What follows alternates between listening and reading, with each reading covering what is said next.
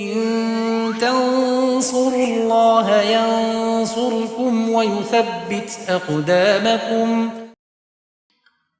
Bismillah walhamdulillah wassalatu wassalamu ala rasulillah wa ba'du. Di kesempatan kali ini kita akan mulai membaca Risalatul Khatti minan Nuqayah karya Al-Imam As-Suyuti rahimahullah.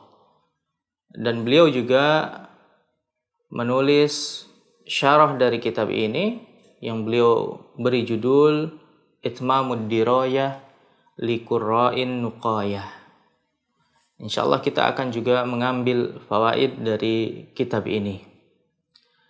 Beliau mulai dengan kalimat pertama, ilmul khatti ilmun yubhathu an kayfiyati kitabatil alfaz.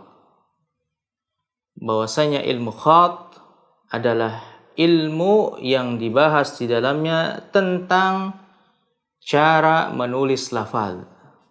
Cara menulis lafaz. Maka ilmu khat yang dimaksud di sini bukanlah ilmu kaligrafi yang kita kenal sekarang ini.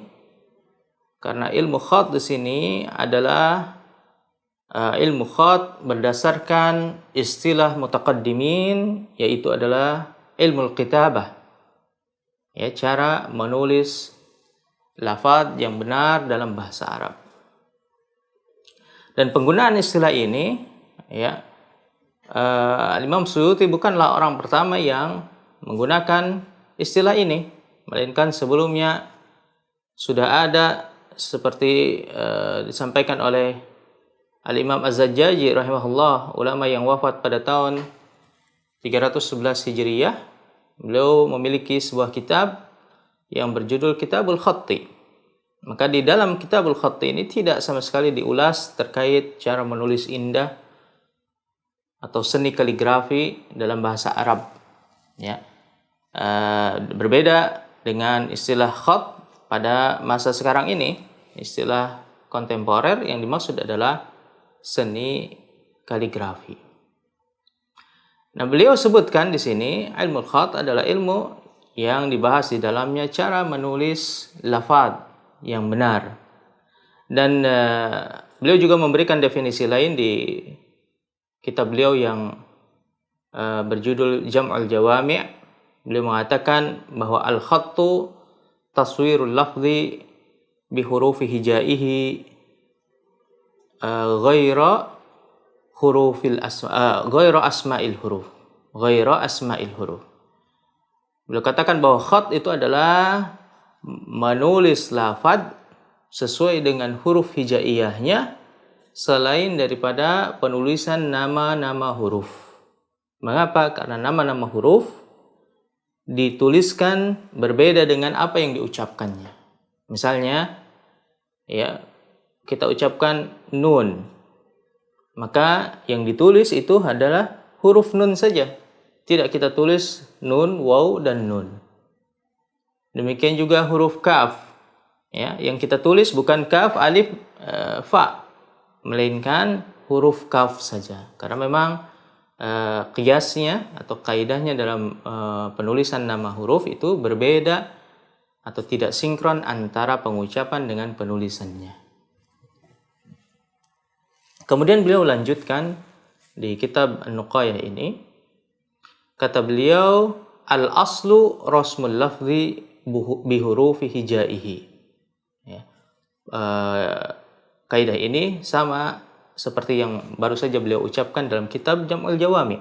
Bahwasanya hukum asalnya menulis itu, ya, rasmul lafzi, yakni menulis lafaz itu disesuaikan dengan apa yang diucapkannya, ya, sesuai dengan huruf hijaiyah yang diucapkannya.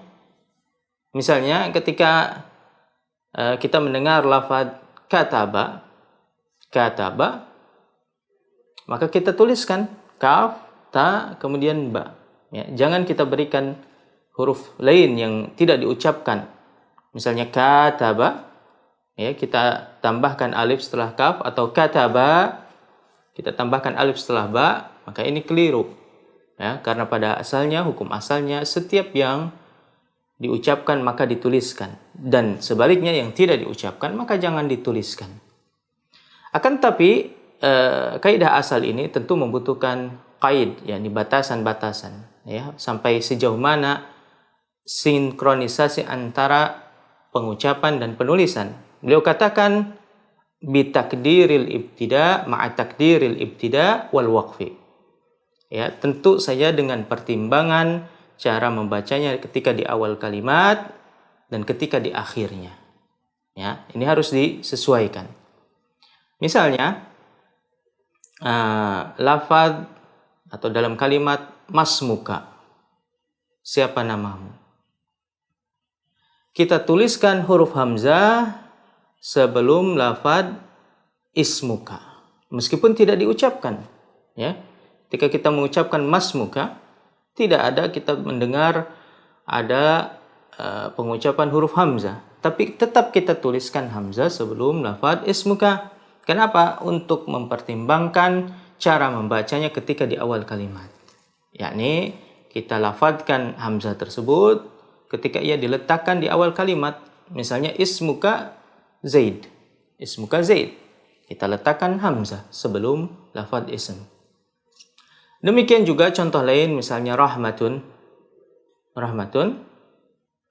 Kita tuliskan ta di sana dengan bentuk ha, yang disebut dengan ha'ut ta'nits, yakni lafadznya secara lafadz diucapkan dengan bunyi huruf ta, akan tapi dituliskan dalam bentuk huruf ha, namanya ha'ut ta'nits, atau yang kita kenal dengan ta'ul marbutoh, dengan ta marbutoh.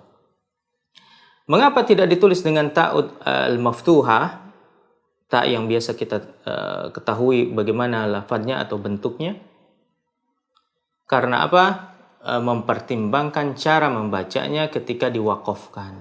Ya, kita baca rahmah, bukan rahmat, maka ditulisnya dalam bentuk huruf ha. Sebaliknya, lafaz baitun misalnya, kita tulis dengan ta'u al-maftuhah.